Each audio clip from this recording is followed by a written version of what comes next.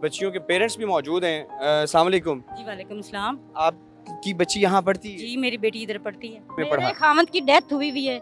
मैं किसी के घर में खाना बनाती हूँ और मेरी शौक थी कि मेरी बेटी पढ़ लिख जाए।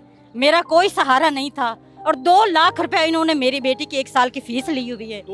2 लाख और यतीम बच्ची है और बड़ी अच्छी पढ़ने वाली। मेरा ख्वाब था, मेरा सपना था मैं अपनी बेटी को पढ़ाऊं और इनके बहेव की वजह से मैं अपनी बेटी का सपना नहीं पूरा कर सकी। अब मेरा एतमाद टूट गया है, अब मेरा एतमाद टूट गया है, अब मैं टूट चुकी हूँ। मैंने अपनी लाइफ अपनी बेटी के नाम की थी कि अपनी बेटी को पढ़ाऊं लिखाऊं। वो मेरा बेटा थी, वो मेरा सारा सहारा मेरी बेटी थी, उसकी पढ़ाई मेरे लिए बड़ी कीमती थी। अब मैं सोच ही नहीं सकती कि मैं अपनी बच्ची को पढ़ाऊं। जो ख्वाब देखे थे वो मेरे ख्वाब अब इन लोगों ने तोड़ दिए। मेरी बात दुआ है इन लोगों को, जिस तरह मेरी बच्ची के ख्वाब टूटे इनके भी टूट जाए, इनके भी टूट जाए। बच्ची घर में बैठी है। अब बच्ची को क्या करूं मैं? अपनी बच्ची की इज्जत बचाऊं, अपनी बेटी की जिंदगी बचाऊं या पढ़ाई करूं? क्या करूं मैं? कुछ नहीं कर सकती अब मैं। कौन सी क्लास में क्या फर्स्ट ईयर में पढ़ती है, ICS कर रही थी और बड़ी मुश्किल से मैंने पैसे जमा करके इसको इधर दाखिला दिलवाया हुआ था, क्योंकि मैं चाह रही थी अच्छी तालीम हासिल करे। इधर तहफ़्फ़ुज़ है लेकिन इधर तहफ़्फ़ुज़ कोई नहीं है।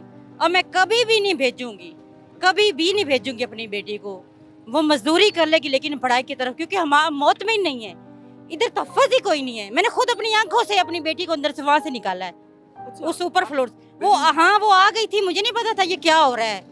मुझे तो था कि वैसे एहतजाज हो रहा है। जब मैं गई मेरी बेटी को जल्दी से उन्होंने अंदर बंद कर दिया।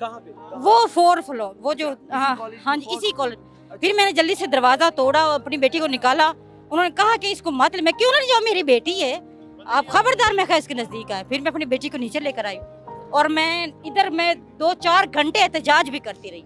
अच्छा, हाँ जी, मैं भी इधर थी अपनी बेटी के साथ, मैं गई नहीं। लेकिन बाद में जाहिर है मेरी बेटी की तबीयत खराब हो रही थी, मुश्किल हो रही थी बड़ी। मैं इसको अपनी बच्ची को लेकर चली गई इधर से। तो जब आपकी लेकिन बच्ची वहाँ, टीचर ने सबने बड़ी बदतमीजी की। उन्होंने कहा कि आप ना ले जाएं इसको इधर। मेरे साथ उन्होंने काफी किया, मुझे बंद करने लगे थे। लेकिन आपको भी बंद? मुझे भी बंद कर, मेरा फोन खींचने लगे थे कि इसको तोड़े। लेकिन बड़ी मुश्किल से मैं इधर फिर चली गई थी। फिर आपका फोन क्या आप वीडियो भी बना रहे थे? हाँ, मैं वीडियो बना रही थी। जो टीचर्स वगैरह जो सारे कर रहे थे ना बेफ मेरे साथ, वो मैं वीडियो बना रही थी। अब मेरी मरियम नवाज साहिबा से ये अपील है कि आप तो कहती थी कि औरत मेरी रेड लाइन है, अब कहाँ आप करें तहफ़्फ़ुज़ दे बेटियों को? किधर है आपकी रेड लाइन? वो आपकी भी बच्ची है, ये इस मुल्क की बच्ची है। आज उसके साथ हुए कल हमारे साथ होगा, तो ये ज़्यादती है ना, गलत है।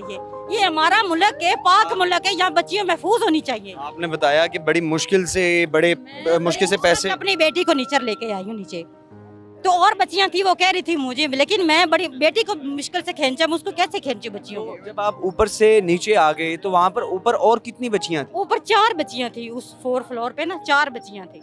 अच्छा, हाँ जी 4 बच्चियां थी।